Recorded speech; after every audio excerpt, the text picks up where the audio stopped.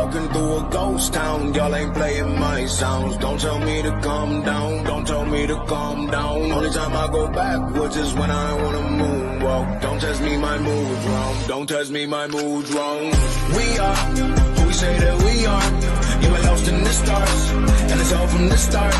Never running no pace, never on the right page. But we still read that book, and we still run that race. Ay. Mississippi Racer riding out, no shortcuts, no time for that. Mississippi Racer riding out till the wheels fall off, I'm driving that. Mississippi Racer riding out, we'll stop burning, strike the match. Mississippi Racer riding out, red light, green light, red light, good night. Ay. Red light, green light, red light, good night. Red light, green light, red light, good night. Red light, green light, red light, good night. Red light, green light, red light, good night. Time to chill, don't sweat it. Good morning and welcome. It is Coffee and Sports. It is the morning show powered by Wire to Wire Network. Thank you so much for making us part of your morning routine on this Friday morning. I am Chris, and of course, that over there, that is Mo. Mo, how are you this morning? Doing great on a Friday. I mean, some of us are doing better than others. A certain guy we were just talking about yesterday got the bag. So, you know. He did. And we're going to talk about that a little bit later this morning. Mo, I wanted to start with this. We talked about this a few days ago, and I had to circle back to it because I think you're going to chuckle. Mo, are you ready to officially buy your Utah Hockey Club merchandise? I'm fired up. That's the name they went with, huh? The Utah Hockey Club. So they decided that for year one, that's the name. They're still going to go through the voting process for the next 6 to 8 months. They're going to do a whole shebang, apparently, Mo. But for year one, that is officially the name of the club. They released the uniforms today, or yesterday, excuse me. Merchandise is officially on sale. Utah Hockey Club. Merch. They got merch. The Utah Hockey. That just reeks of excitement. I love it. Also, their color palette is very similar to the new uniforms of the Utah Jazz. Well, that part is smart because people like the Jazz, and the Jazz have never had a problem with attendance or with merchandise. And so if you get something that's similar, but is Utah a hockey town? I don't know much about Utah. I don't. It's cold. I always in my head envisioned it as one of those places where it was great if you're like an outdoorsy type. Maybe I'm wrong. That sounds fair. That sounds fair. I don't know if they're a hockey town. They got a team though, so they better be a hockey town. The Olympics were there. They played in the Olympics in Salt Lake, right? Yeah, they did. You said, it's cold. It's cold. It's cold. All right. Didn't they have a couple of Winter Olympics there too? I believe. Yeah, they did. Let's talk a little basketball this morning. Bronny had a workout for the Lakers. Mo, is he going to be a Laker? I think he is. At 17? No. He shouldn't be, but I don't know what's in Rob Pelinka's head. Obviously to keep LeBron happy, but if that's their thinking, I have to believe that does impact any potential coach you're talking to. I mean, right. I hope they didn't tell Hurley, look, it's just so you know, everything you want you can have, other than the fact that you're not going to get the money that we were initially talking about, and Bronny's got to be part of your future going forward. How you feel about that? And he's we won't got to draft him. We can just sign him. No. He's got to be a first round pick. We only got one of those, so it's got to be at 17. If we make a trade and we get a later pick in the first round, we can take Bronny with that pick, but he's got to be a first round pick. Right. We got to trade down maybe and get it. Look, I wonder if that was part of any conversations, and maybe it wasn't. I mean, I think you and I both agree that a lot of it had to do with just the pull that Connecticut had on him, along with the fact that they didn't make him an offer he couldn't refuse. They made him an offer that he could go, let me get back to you, you know what I mean, and tell you what I'm thinking, and obviously he never got back to him.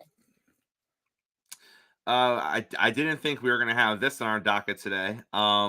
There's some people, Mo, that just need to shut up. And I think that's where I am right now with Doc Rivers. Like, he says things, and I'm like, you don't need to say things. Like, no one, like, just don't say things. Like, talk about like the finals. Don't talk about your team, because you say things about your team, and I go, why are you saying those things?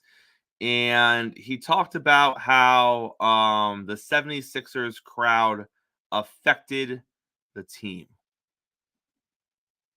The Sixers crowd? Yeah. Doc says the 76ers crowd affected the team, and it was difficult playing in Philly for some players. I don't know what that means. I don't even know. What? I don't even know what to say about that. Like, what are we talking about? I hope that it was difficult to play in front of the away crowd. What are we talking about? You got to arrive in the cheers, buddy. You have to know that. And maybe the Sixers crowd were more amped up and booed louder, not because of your players, but because of you. They remember what you did as Sixers head coach. Maybe they were booing you. Oh, my bad. I misunderstood his quote. He is talking about while he was there, his players struggled to play in front of the home crowd. I don't agree with that. I mean, no, because Philly's a tough town. It is a tough town, but you know it's a tough town. That sounds like you can't handle the pressure. I just think that those Sixers team came up short, and Philly's one of those kind of towns that when they love you, I mean, they totally embrace you and love you, but when they're upset or they think you didn't put in the effort, they're going to let you have it. That's what Philly is about. I don't know if they were booing the players. I think they were booing Doc more than anything. Like, they were disappointed in Doc. I mean, he was 29-7 his first year with the Sixers at home. His final season in Philadelphia, he was 29-12 at home. I mean, it could have been that bad, right? That's like, terrific. right? Like, that's terrific. Maybe he's talking about in the playoffs. Well, we always need excuses for that, don't we? Right. Mo, you mentioned at the top of the show, Trevor Lawrence got himself the bag, $275 million. It makes him tied for the highest paid quarterback in the NFL with Joe Burrow. And I wish we had a camera this morning on wherever Dak Prescott is, because that's the inside comment I want. That's the inside baseball knowledge that I want right now, Mo. What is Dak Prescott thinking this morning as another quarterback gets paid, top dollar, and here is Dak Prescott with, we know his situation. We know we're good. And I'm looking at the Trevor Lawrence thing. Like, so it's one of those things we always talk about. If you believe that's your guy and you've seen what you've seen from him, the Jags, with no hesitation, they said, let's lock this guy up. I get it. You've invested in him.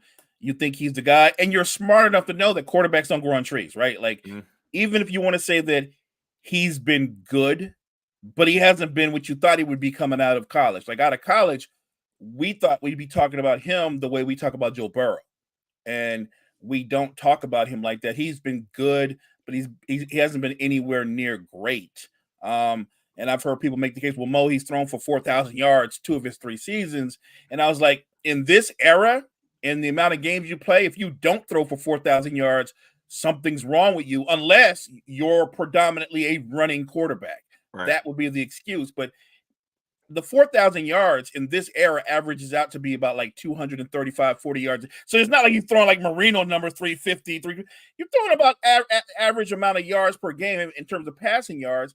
I would point out that he's also had 2 high double-digit interception seasons in his first 3 seasons, and he's never thrown for more than 25 touchdown passes in his career. So it's an early on end, but if I'm Dak Prescott, whatever people may think about him going forward, he's been better than Trevor Lawrence. He has. If I'm Dak Prescott, I'm like, if that guy got that much money, I know I'm getting the bag, right? If not from Dallas, I'll ride out this year and I'll get it somewhere else. Dak's 31.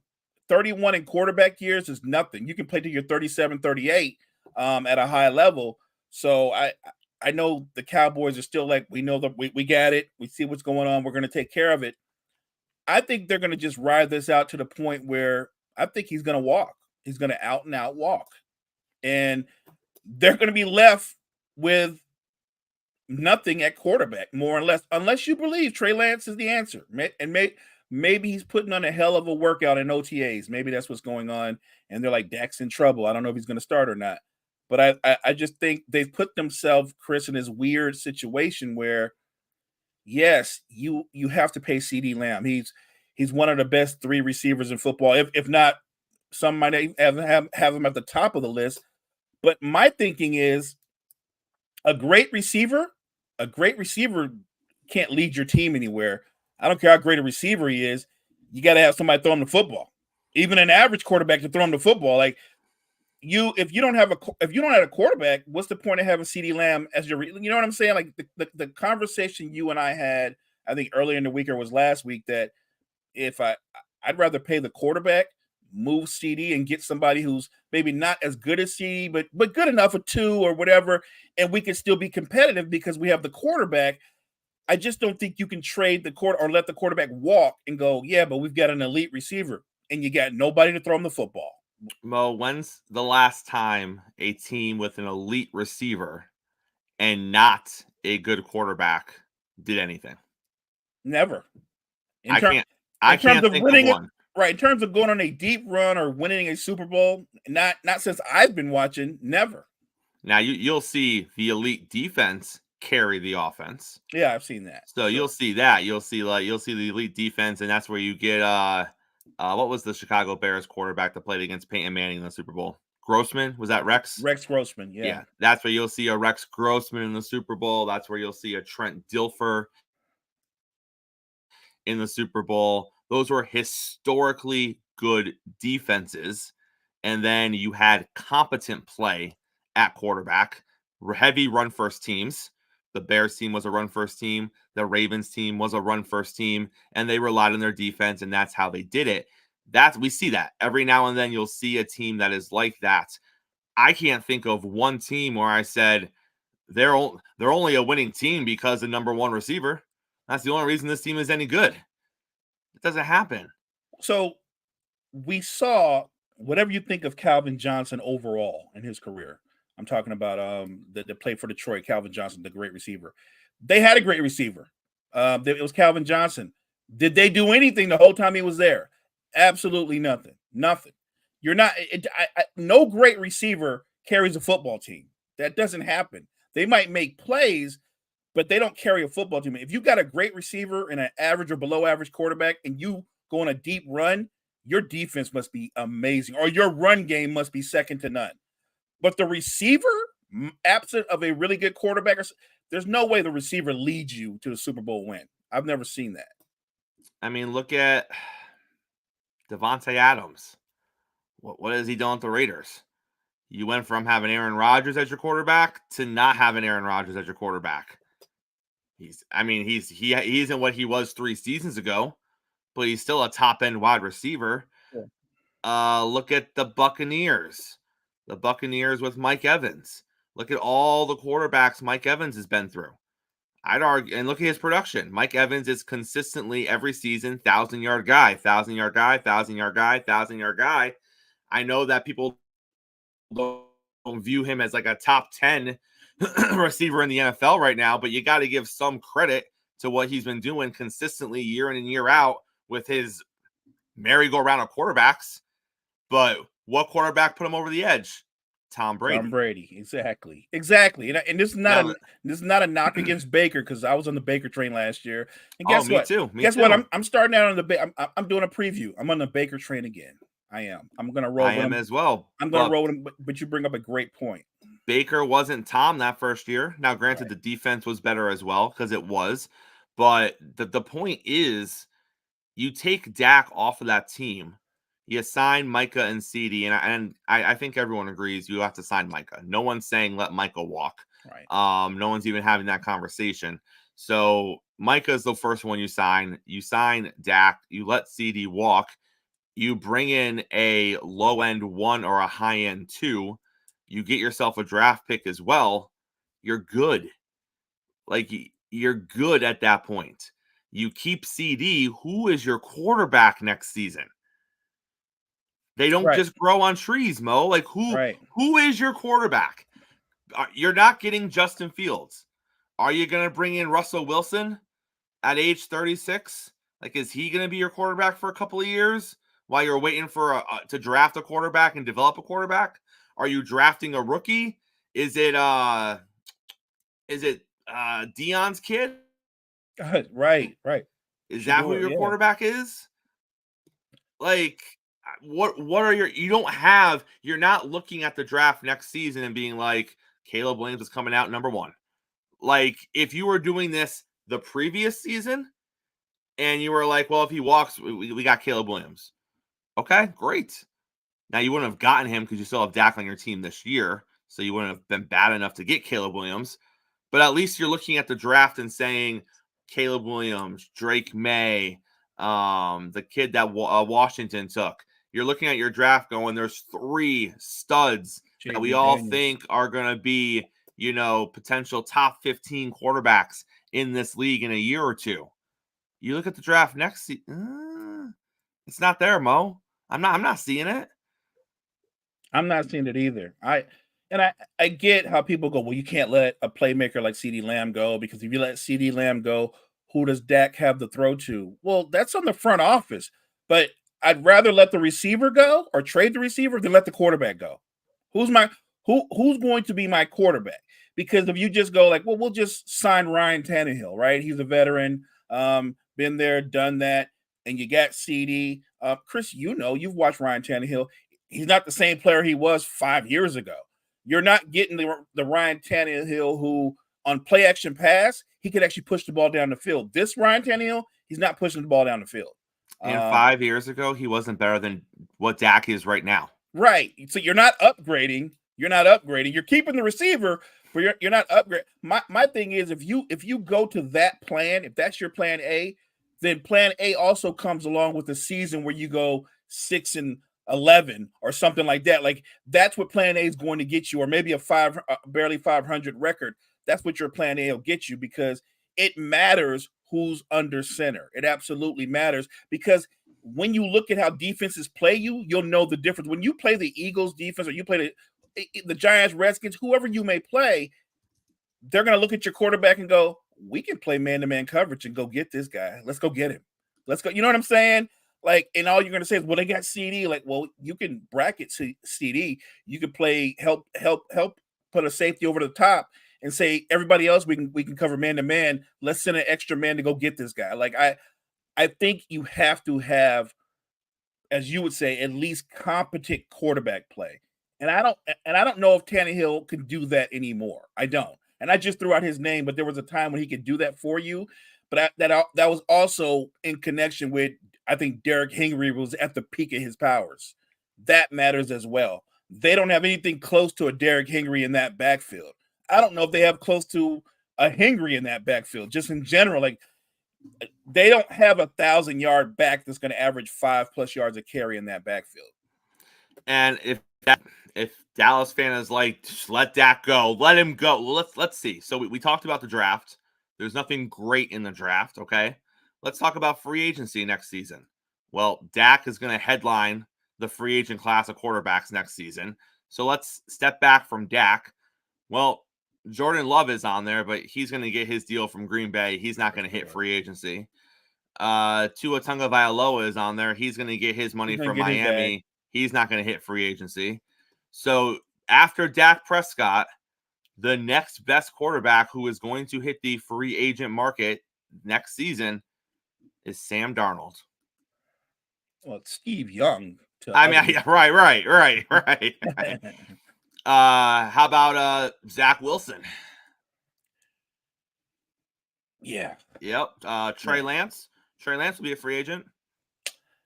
So you're going to lose both. You're going to lose Dak and Trey Lance. You're going to lose Plan B too. Wow. I just don't know what they're doing over there. It's like the obvious things. I get it. Parsons, you have to sign. It should be that hard an argument. The quarterback or the wide receiver. The quarterback. I feel like it's almost personal, like, well, we like CD better than we like Dak. Maybe that's what Right. it is. It might be like we're tired of his family going on social media and saying things, and maybe it's as simple as we don't like him that much. Because just from a football point of view, I have a quarterback who's I think he's I think he's top 10. If he's not top 10, he's literally right outside the top 10. And he's 31 years of age in an era where quarterbacks are playing at a high level, 37, 38, 39. Like I could argue that he's just hitting his peak years. Why would I give that up to go on what could be, Chris, a 3 or 4 year search for a quarterback, right? Because that's what happens when you lose that guy. Ask Pittsburgh. When Ben started to get old, they didn't have a backup plan, and they've been struggling looking for a quarterback ever since. That's what happens. Give Green Bay credit. They went out and got Jordan Love. I didn't see that from him. And again, I'm one of those people like you that while I was impressed with last season, at least at the end of the year, I'm going to need to see Jordan Love come out and do that again. I need to see it again to know that, oh, so you actually are that guy, because anybody's capable of having a big season. Not even a big 7 games. Right. Well, right. To be fair, and so the quarterback position in this era is so prominent. I just don't think you can play spin the bottle with the quarterback position. Like it's so prominent in this era. You lose a quarterback and your franchise tanks to a degree, right? We're not talking about Dallas nearly as much. And even though I know they have a rabid fan base, if they're bad, if they're a mediocre team, they're not going to be on TV that much. I don't care what kind of fan base they have. You have to keep the quarterback unless they have a plan that I don't know about, and they're going to go out and get another established quarterback. You give Dak the bag. You do. You suck it up. You give him the bag. If you can, trade CD and bring back a one or maybe bring back 2 really good 2s. And you do have a good tight end. So maybe stretch your offense out and branch it out to where the tight end is more prominent. But you have to keep the quarterback. Mo, brace yourself. Next season in Dallas, under center, Jerry Jones is going to sell it to you. Someone that can steady the ship. Someone that's been here and done this before. He knows the ropes. He's had success on multiple teams.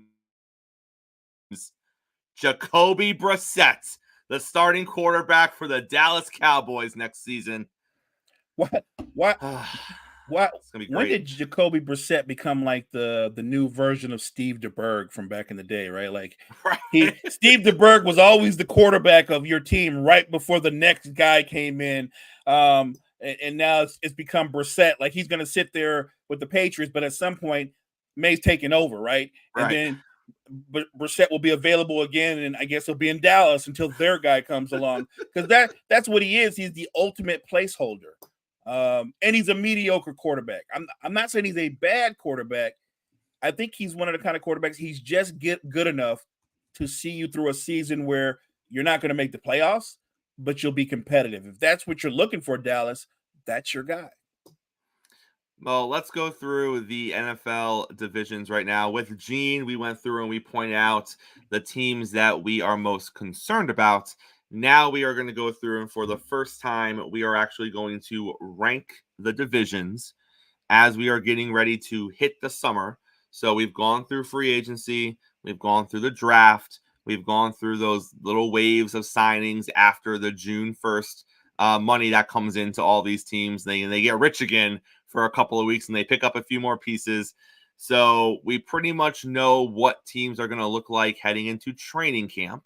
Obviously, injuries, position battles, all that stuff coming out of camp is going to impact where, for some, where we think people are going to fall. But let's go through. We'll go division by division. We'll rank every team in the division, and we'll see where we end up. So let's start with the NFC West. Last season, it was the Niners, the Rams, the Seahawks, all had winning records, and then the Cardinals were in the basement. Obviously, Kyler Murray is healthy this season. Kyler Murray has himself a legitimate number 1 receiver who is, I mean, he had D-Hop. I'm not going to say he didn't have D-Hop in his prime, because he did. But I think he has more weapons around him in general now, and he's a little bit older as a quarterback. He's gone through the whole playbook video game situation. I think he's hungry to prove something. I'm not going to say that. I'm not saying they're going to be a good team. I'm not setting this up for the Cardinals are going to win their division. I'm just saying I think they're going to win more than 4 games.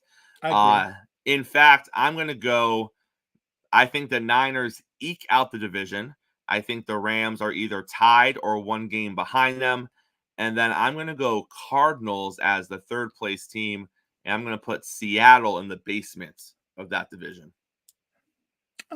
I think that's fair. I think we're similar. I think the Niners either barely win the division or they barely lose it to the Rams. That's how much respect I have for Stafford and what I think that offense can be. I get it, what Gene said, and I defer to the NFL genius on almost most things football. But it's not like they had a choice. Aaron Donald retired. It's not like he went on vacation. He's not coming back. I think that defense is still going to be respectable. Will it be a top 5 defense? Probably not. But I don't think it's going to be a bottom 5 defense either. And I think when you have a guy like Stafford under center, you're going to always be competitive. Maybe they give up more points, but I think they're going to do a good enough job to where you can go, our offense can go get it. Late in games, we got the kind of quarterback, the receiving core, our offense can go get it. So I think the Rams, they're going to be right there. I have Seattle 3rd only because I think that Geno will come out and have a solid year. I also think that even with the additions that the Cardinals made, I would say that Seattle, I think they have more talent on offense overall. That's fair. That's fair. I like me some Kyler Murray. I don't know why. I just like me some Kyler Murray. I'm a big fan of his. As a fan, I just want him to stay healthy. True. All right, let's go to the NFC South. Last season, it was the Bucs and the Saints. They finished 9-8. The Bucs won the division. The Falcons were 7-10, and the Panthers were 2-15. I think the Panthers will. I don't know. I don't even know if they're going to win 3 games. I'm going to say the Panthers find a way to win at least 3 games, but they're still going to be in the basement of that division. I don't like where the Saints are going, so I think they're going to finish 3rd. And I think the division is going to be between the Tampa Bay Buccaneers and the Atlanta Falcons. I am on the Baker train. I really, really am. But I just like the weapons that Kirk Cousins has at his disposal.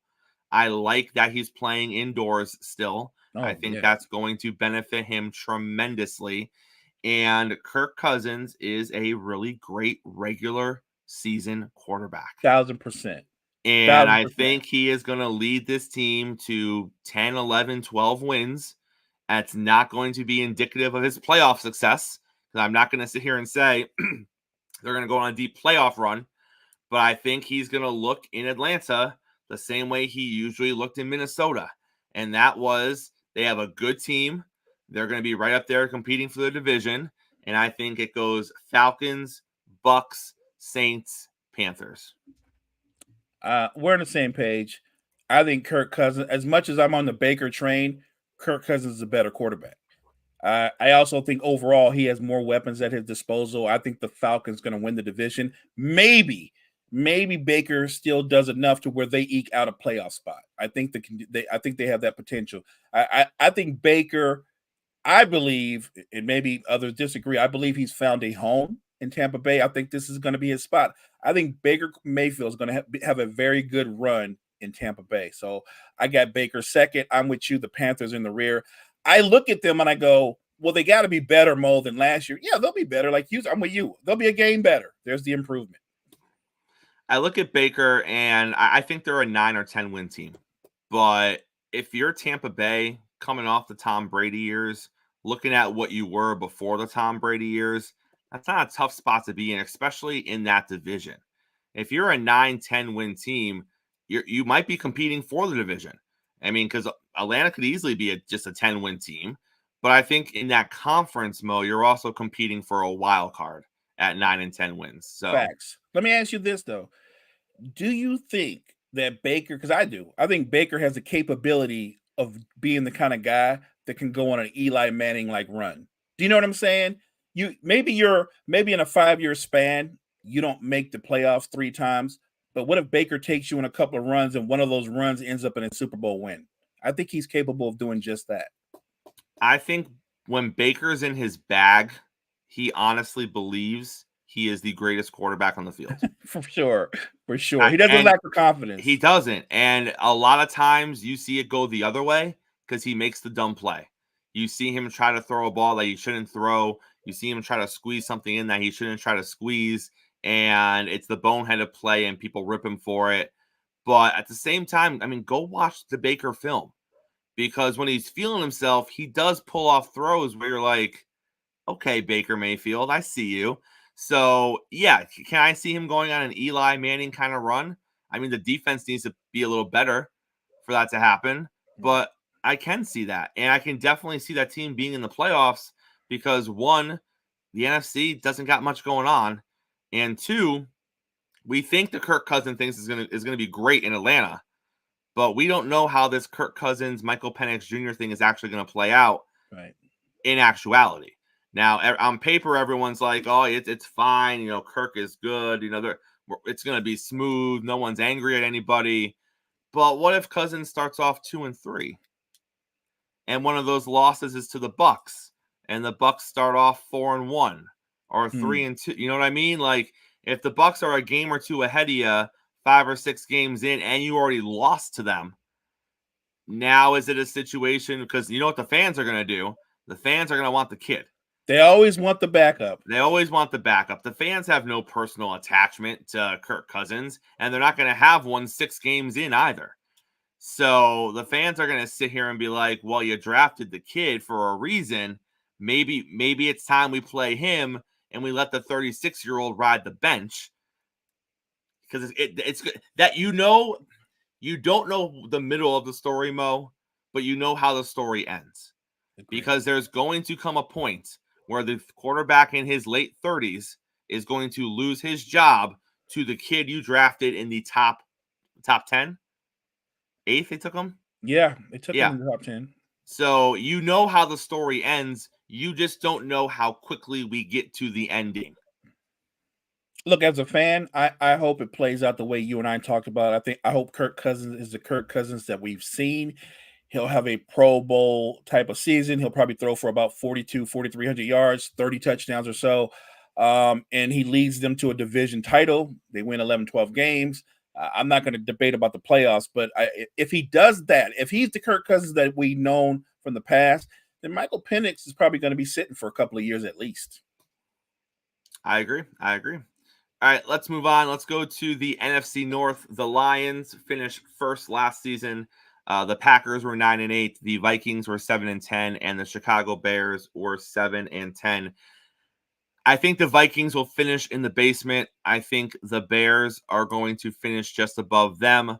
I had the Lions winning this division. I had the Packers coming in second. Mo, I'm trying really hard not to be a Jordan Love hater. Like, I'm trying really, really hard. But you talk to Green Bay Packer fans, and if you just listen to Packer fans, you would think that the Packers won 11 or 12 games. You would think they looked great all season. You would think that they were favored to beat Dallas at home. And that's how that all came together. When the actuality is, we were impressed with Jordan Love his first couple of games. We were like, oh, he can actually play football. That's crazy. Right. Like they weren't lying to us this whole time. And then it was a roller coaster ride. He had a couple of good games. He had a couple of bad games. You know, it was up and down, up and down. And then the last 6 games come, and he puts together a really nice run. And Mo, the result of that really nice run was a 9-8 record. The same record as the Tampa Bay Buccaneers. But don't tell a Green Bay Packer fan that the Packers and the Bucs are anywhere near the same level, because Jordan Love is head and shoulders better than Baker Mayfield. Okay. And then you go and you blow out the Dallas Cowboys. That was a great win. That was a great win, Mo. But I would also say that you won that game just as much as Dallas lost that game. Because Dallas was far better than you in so many aspects of that game. And they pooped the bed. I'm sorry. They pooped the bed. You play that game 100 times, I think Dallas wins it 90 or more of them. But you showed up, you punched Dallas in the face. They couldn't respond. Congratulations to you. You deserve to win it. You earned that game. I take nothing away from W's. But Mo, is anyone going to go into this season if both teams are healthy and say that Green Bay is a 40-point better team than the Dallas Cowboys? No one's gonna think that. I'm not saying that. No, because Dallas is a better team, all things considered. It doesn't mean that Green Bay isn't going to make the playoffs. I think they're going to be a wild card team. But I also think that Jordan Love needs to go through another season.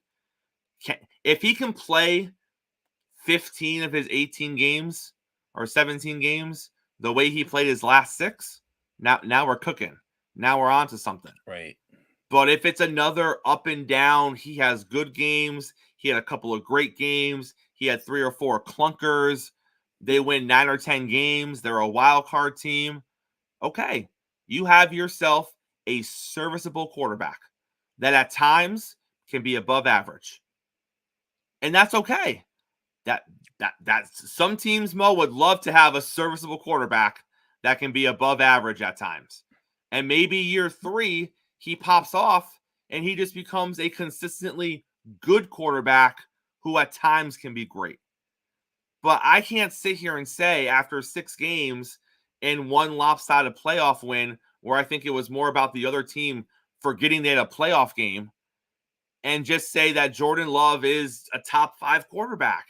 And that's what Green Bay Packer fans are saying. They got him ranked 7th or 9th or 6th in all these top. For what? He had a good 6-game stretch. He led his team to 9 wins. Like, he is not a top 10 quarterback right now, Mo. I agree. And I would argue that, so you're saying that division, obviously Detroit's at the top. You have Green Bay second. I'm going to say if Caleb Williams is everything people say they are, I think the Bears finish second in that division. Because if he's what people say they are, he's already better than Jordan Love. Correct. Well, and that's the other part of it, because isn't that the real argument? If you want to say Goff going into the season, Goff is the best quarterback in that division. I think that's fair. It is. I think even, I don't know, maybe Packer fans can't acknowledge that, but I think most people can acknowledge that Goff is the best quarterback in that division. I think we're going to say Love's the second best because we haven't seen Caleb Williams. Correct. But if Caleb is as advertised, by game 8 of the season, Love could be the 3rd best quarterback in that division. Yeah, I know. I'm with you. And if you're the 3rd best quarterback in your division, you're not winning your division, and you may not even be going to the playoffs. That's a so I'm just saying. So I again, I love everything they did last season. I think he has shown that he can be a serviceable quarterback. Now we're going to see if he can be a good quarterback. And if he can be a good quarterback in year 2, then you say in year 3, can he be a good to great quarterback? And if you're having those conversations, Mo, he's going in the right direction. But we're just not going to be anointing people up here after a strong end to the season. Yeah, I'm with you. I think he was terrific down the stretch, but that is a small sample size. I need to see, can the Packers start off this season, I don't know, 6-2, right? Like can he look like he's that guy, pick up where he left off? Because then you can say, yeah, that's why we drafted this guy. He is a franchise quarterback, versus maybe he's a competent quarterback and they don't go 6-2. Maybe they go 4-4. And Caleb Williams is what they say he is, and they're in second place in that division. So you're going Green Bay second. I'm going to go Detroit 1. I'm going to go Chicago 2, Green Bay 3rd, and we already know who's in the rear. Look, here's another thing. Jared Goff might not be the most physically gifted quarterback, but he's a really good quarterback. And I said this yesterday, and it bears out saying again, the weapons they put around him, how they call the game, how they scheme for him, he is perfect for that system. 100%. All right, Mo, let's talk about the NFC East. How do you see the NFC East shaking out this season? I think most people would have Dallas at the top, but I'm going to go Eagles, Dallas, Redskins, and Giants. I It's nothing against Daniel Jones. I think the Giants did a lot of good things in the offseason. You can argue they might have had the best offseason in the division outside of the Redskins, or not the Redskins. I'm sorry, the Commanders drafting Jaden McDaniels. But I think the Giants they'll be fourth because I just don't know what you're going to get from Daniel Jones. Let's just start there at the quarterback position. I have no clue. I don't know what version of you. We know that he can be a game manager. We know he's a capable quarterback. And I think their defense is actually solid, but I don't know if their offense can give you enough points. And maybe people would have them third. But I'm going to put them fourth behind the Reds. I keep saying Redskins, Commanders. So I'm going to go, if Dak has a contract before week 1, Dallas wins this division. I like that. If he doesn't have a contract before week 1, Philly wins this division. Because if Dak goes into the season without a deal, I don't care how the Cowboys start. I don't care. I don't care. He could come out like a man on fire, and he could look like the best quarterback in the league through 6, 7, 8 games. But in the back of his head, as he is in all those MVP conversations, while Dallas is, 5-3, 6-2, whatever it might be, he's still not going to have a contract. And there's going to come a point where he's got them in first place. He's in the MVP conversation. The Cowboys are getting all the headlines, and there's no ground being made up with him getting a new deal in season. And he's still going to be a free agent, and I think it's going to wear on him. And I think in the second half of the season, you're going to see a different Dak Prescott than you saw in the first half of the season, when maybe a very small part of him thought, if I can just go out there and light it up and we can get off to a 7-2 start or a 6-2 start, they'll give me my deal midseason. Right. They'll be like, yes, sir. Yes, sir. You're our guy. And then when it doesn't come, I think we see a different Dak the second half of the season, because they're human, Mo. These guys are human. And he can sit here and say it's not about the money and I just love being a Cowboy. Okay, well, Dak, if it hasn't set in yet, if you're 7-2 leading your division and they ain't talking money with you, you're going to realize real quick around that time that as much as you love being a Cowboy, they don't love you being a Cowboy as much. Right. And right. That hurts a guy, Mo. That hurts a guy. So if he doesn't have a contract week 1, I do think that Philly's going to win the division. I mean, Philly could win the division regardless. They're a really good team. But I think Philly wins the division. And then you could see a situation where if the Cowboys go on a slide the second half of the season, they could finish third to Washington. But I'm going to say Dallas finishes 2. Maybe they sneak into the playoffs, and then Washington is third. And who is the other team in that division? Giants. Oh, the Giants. Yeah, the Giants are awful. As long as Daniel Jones is their quarterback, they are finishing 4th in that division. They're going to look better, though. I think they have a solid defense. I think they're going to look competent on offense. But I know we were high on Washington last year, but their quarterback play wasn't what we thought it was going to be. Stat-wise, it looked good. Decision-making-wise, it was terrible. They were basically Josh Allen. I mean, all the stats, all the numbers, but there was those 3 or 4 moments a game where you can't turn the ball over or you got to have a completion, and those moments were never there for Washington last season consistently. So I think Washington finishes 3rd and the Giants finish 4th. All right, let's jump over to the AFC. We're going to start with the one that's probably the easiest to predict. That is the AFC West. It went Chiefs, Raiders, Broncos, and Chargers last season, Mo. I think we're both going to agree the Chiefs are going to be on top this season. I'm going to put the Chargers in second. Man, the Raiders and the Broncos. I'm assuming Bo Nix starts for the Broncos, or at least starts shortly thereafter. I don't, but Gardner Minshew can be a gamer. He's got Devontae Adams. I'm going to go Raiders 3rd. Raiders 3rd, Broncos 4th. I think Minshew's a gamer. The Raiders head coach is well liked. They play hard for him. I don't think Sean Payton is going to be as well liked. I don't think he currently is as well liked.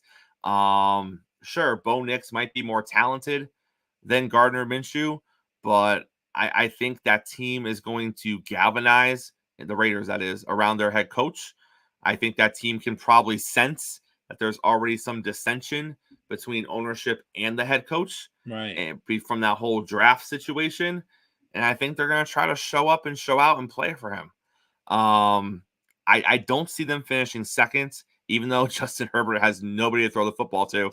I just don't see John Harbaugh's first year being a third place team. So I think he finds a way to finish second. But yeah, Raiders third, Broncos last. I'm with you. I got, obviously we know the Chiefs are 1. I've got the Chargers at 2 because I think look, they'll win some ugly games, but they'll win. I think Jim Harbaugh will find a way to lead them. So I think they're going to be second in the division. I've got the Raiders third because I think you're right. Antonio Pierce is going to get a lot of love, respect from the players. I think they're going to take that us against the world mentality. Gardner Minshew is a gamer. He does have Devontae Adams. They do have some weapons on the outside. I think the Raiders will surprise. And then I'm going to look at the Broncos, the bottom. I think the same way that the fan base eventually turned on Russell Wilson, they're going to turn on Sean Payton. And I think it's going to happen quick. And it could be this season. You know, you get off to a 2-6 start, and he's going to be prickly. He's not going to be nice to the media. Right. He's not going to want to answer all those questions. He's going to be, I don't know who the starter is going to be at that point, but he's going to be asked questions about the starting quarterback. Is it too soon for Nix? Should you go back to Stidham or Zach Wilson? Right. You know, they looked better earlier in the season when we saw them play. You know, and he's not going to want to answer those questions because he's the smartest guy in the room. So how dare you question his choices? You don't question the choices of the smartest guy in the room, Mo. Of course not. But you know they're going to get those questions, and if they get off to a terrible start, there's going to be one reporter goes, "You probably should have held on to Wilson, huh?" Right. Especially if he's playing decent over there in Pittsburgh. Yes. Yeah. Yep. All right. AFC South. It finished Texans, Jaguars, Colts, and Titans last season. I think it might finish the same way this season. I think the Texans are going to win the division. I think the Tennessee Titans are going to finish last. I don't know if the Colts are going to win 9 games and be as close to Jacksonville this season, but I think they're going to be competitive. And I think Jacksonville finishes just behind the Texans. I like the same order. I'm going to leave it the same. I'm just going to do one outlier. I think if Anthony Richardson can stay healthy and show some growth in his development, just overall, I think they might be able to be close enough to maybe they steal that second spot from the Jaguars because they do have a lot of playmakers on both sides of the football. So I think you're right. The Colts will be very competitive. They're going to be one of those teams that are going to be right in the playoff talk, maybe all the way up until the last week of the season. I think they'll be right there. AFC North, last season it was the Ravens, then the Browns, the Steelers, and the Bengals. I know there's a lot going on in Cincinnati, and they very well could be a dumpster fire this year. They very well could come out dysfunction with T. Higgins. You got the Jamar Chase contract situation. You lost Tyler Boyd, so you don't really have a third receiving option right now behind your second receiver who doesn't even want to be there, behind your first receiver who you haven't really given a deal to yet. And I don't know what a Bengals team looks like if you're just going to roll out Burrow and Chase and then a bunch of scrap pieces. That may not be ideal. But I will say this. If Burrow's healthy, I think this team is going to win double-digit games. Because isn't that what he does, Mo?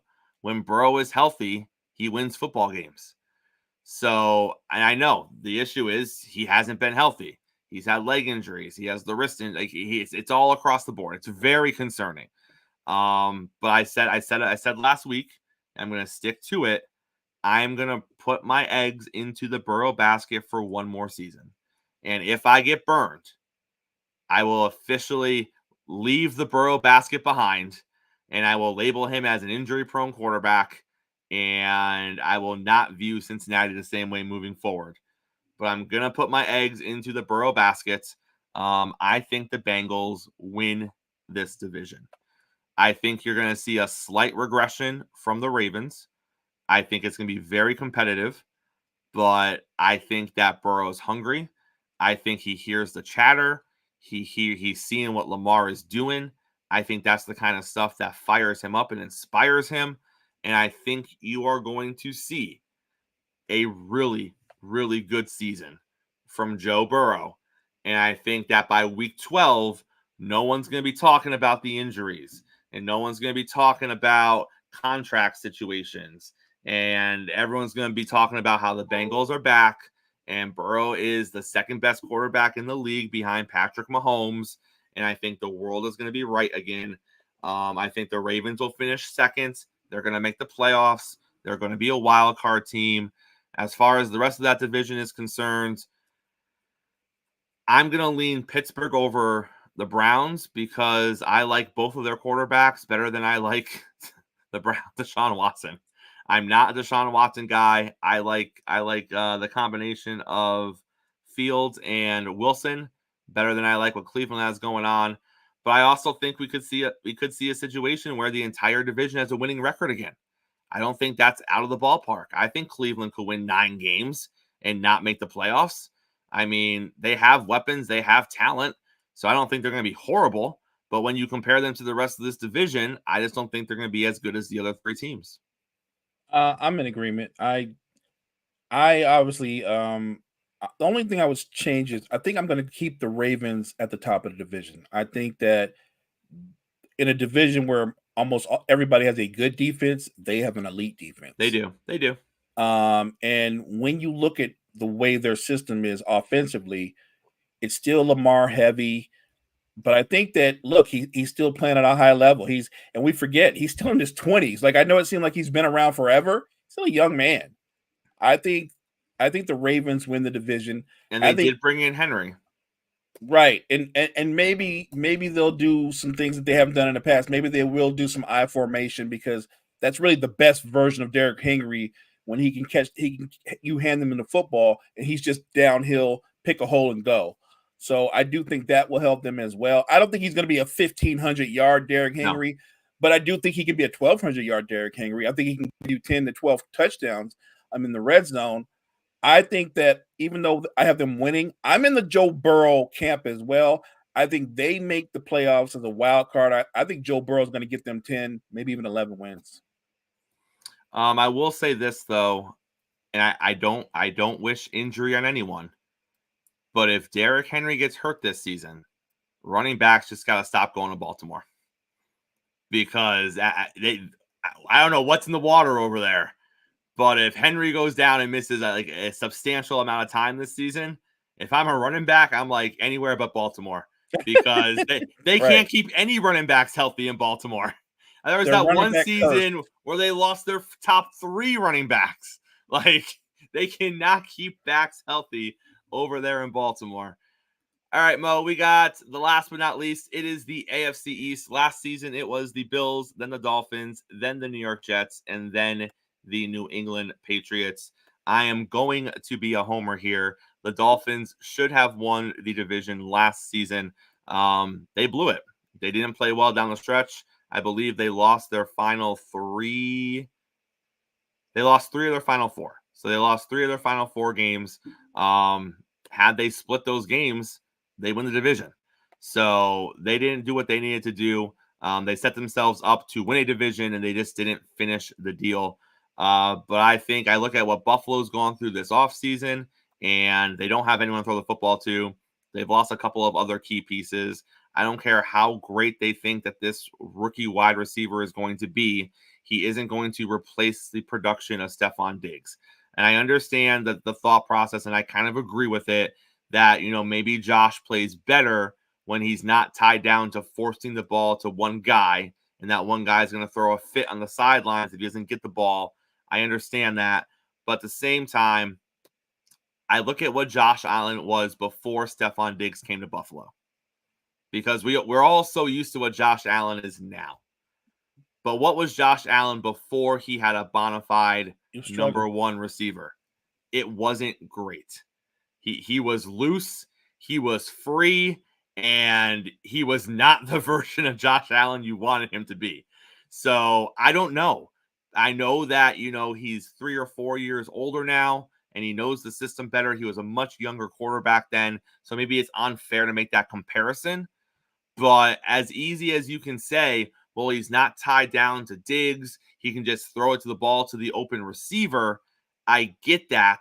But let's not forget, with the exception of the second half of last season, a lot of times Diggs really was open. Like he was actually open. And he just wanted the ball every time he was open, which you can't do. So I don't know if his new crew of receivers, Mo, is going to be as open as Diggs was.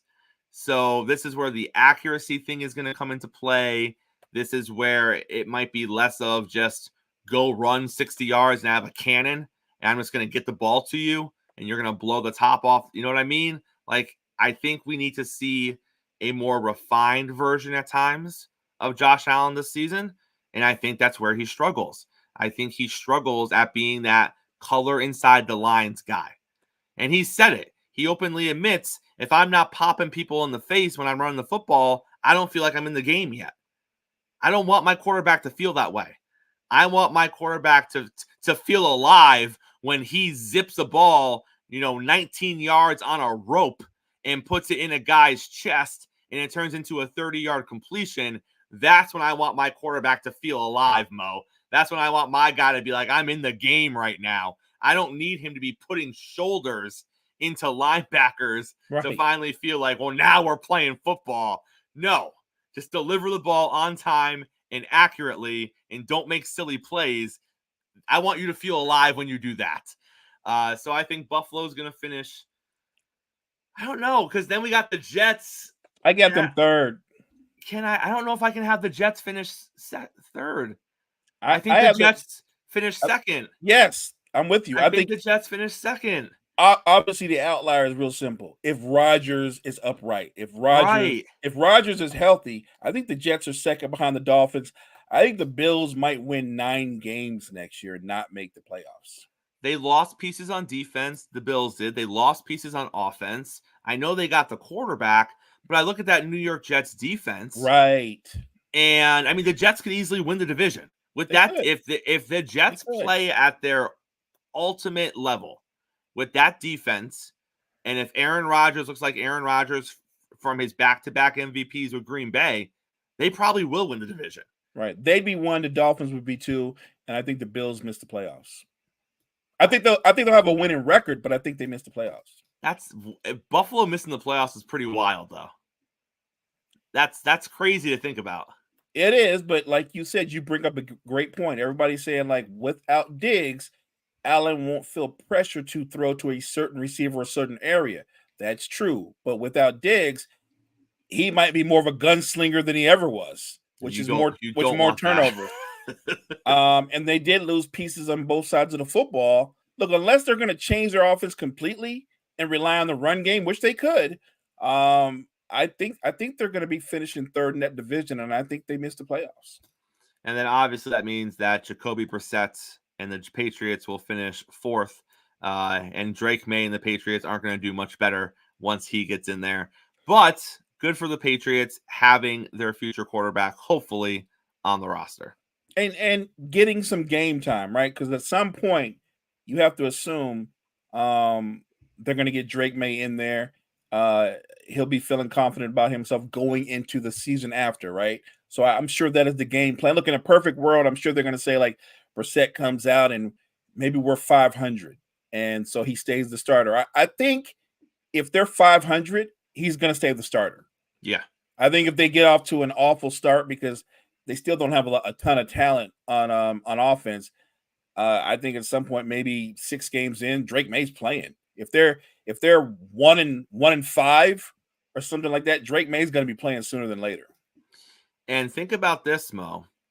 The Patriots could have a huge hand in deciding the division. This is true. Because the Patriots that you see early with Jacoby Brissett may not be the same Patriots you see late with Drake May. And I don't know which way it's going to go. Maybe the Patriots early with Jacoby Brissett are a little bit better, but they decide that it's Drake's time. They want to get him in there halfway through the season.